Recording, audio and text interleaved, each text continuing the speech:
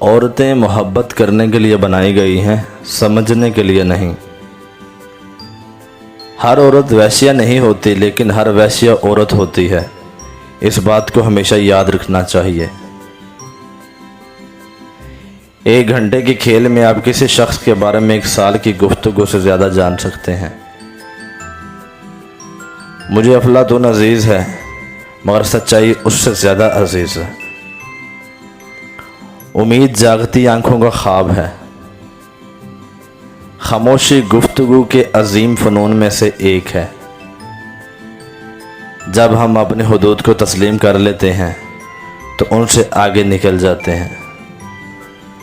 خاتون ہونا کہیں بھی آسان نہیں ہے، اس سے بڑھ کر یہ کہ خواتین لیڈروں کے لیے رکاوٹیں زیادہ بڑی ہیں، تقاضے زیادہ بلند ہیں، بندشیں زیادہ سخت ہیں اور دوہرے معیارات زیادہ شدید ہیں۔ خاتون لیڈر کی حیثیت سے میرے خیال سے میں نے ایک مختلف طرز کی قیادت متعارف کرائی۔ مجھے خواتین کے مسائل سے آبادی کی شرح افزائش کم کرنے سے دلچسپی رہی۔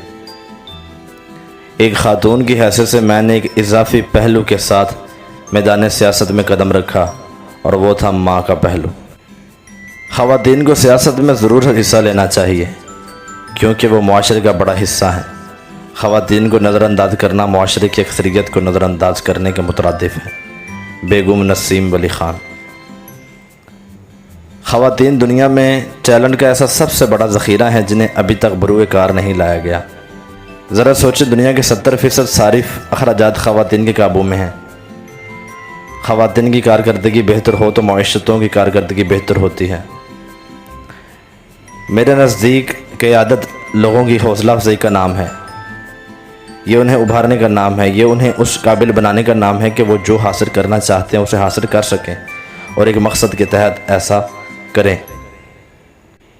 سیاست میں بہت سے مردوں کو اچانک خیال آیا کہ خواتین بھی سیاست کا حصہ ہیں، اور یہ خیال اس وقت آیا جب انہیں یہ احساس ہوا کہ یہ بھی تو ووٹ ہیں۔ میں ہمیشہ سیاست میں خواتین کا لمبردار رہی ہوں، میں الجھ کر رہ جاتی ہیں۔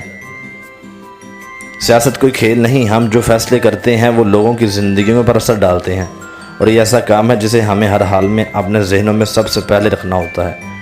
ٹیریسا میں